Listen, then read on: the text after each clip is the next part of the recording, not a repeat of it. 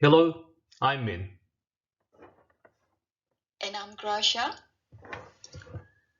The question for today's presentation is, has legalization led to a fall in the price of marijuana in Colorado?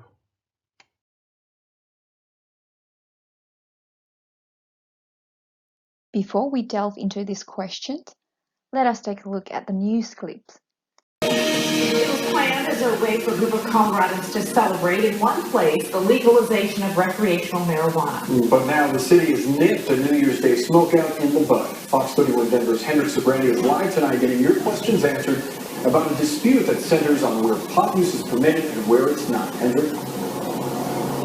Well, Boris and Deb, it's the kind of issue that could crop up more and more once January 1st rolls around. Cities like Denver, which light up publicly every holiday season, are insisting that when it comes to the green, people light up in private, and that means at home.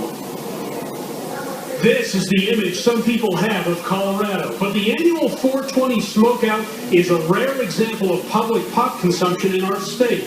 The organizers of Cannabition thought it would be cool to throw a pot party at the NORAD dance bar on January 1st. What we set out to do is prove that there is such a thing as a legal private event for cannabis consumers. The 15% of Colorado's residents who choose marijuana, they should be given some alternative to hiding at home.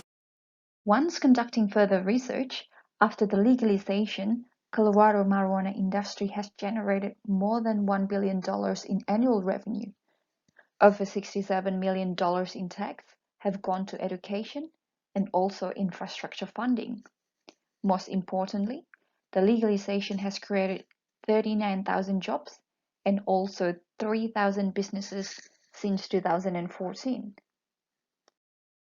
Furthermore, the legalization of marijuana has converted 800,000 consumers to legal market, and the crime related to marijuana have actually declined by 55%.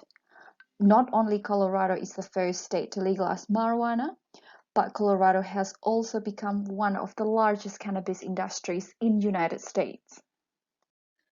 In order to analyze the impact of legalization on the price of marijuana, first, we assume the marijuana market is perfectly competitive. Second, the impact of both federal and state tax is negligent. Third, there is only one type of marijuana. Fourth, no substitute or complement exist. With these underlying assumptions, Min will now illustrate the shift in supply and demand curve. The supply-demand framework suggests, ceteris paribus or other things being equal, the legalization of marijuana leads to shifting both supply and demand curves. On the supply side, the increased number of cannabis business operators, technology, and economies of scale with regards to manufacturing and logistics will shift the supply curve to the right. Similarly, the demand curve shifts to the right as more people are converted from the illegal market. Demand and supply intersection establishes a new equilibrium point, where there is no excess or shortage of marijuana in the market. As a result, the price of marijuana would drop, while the quantity demanded for marijuana would increase.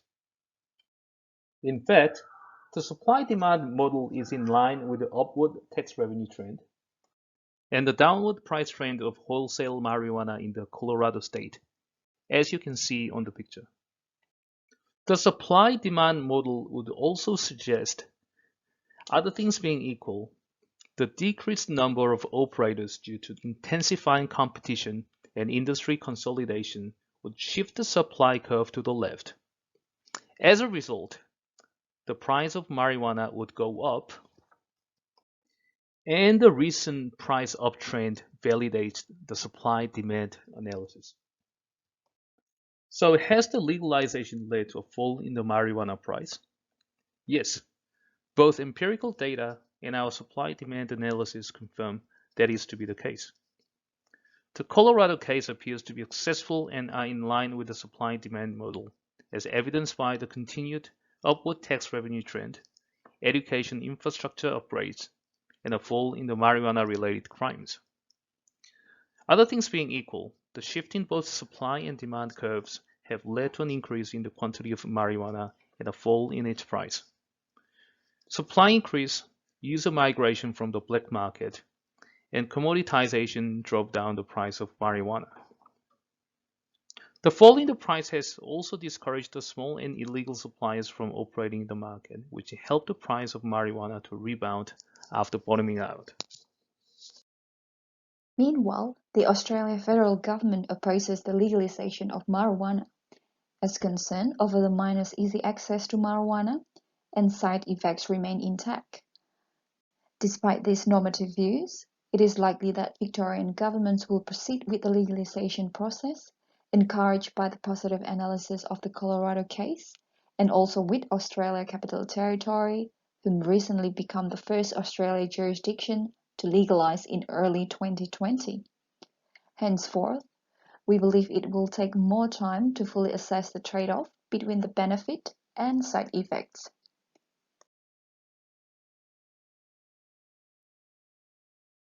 This concludes our presentation. Thank you everyone for listening.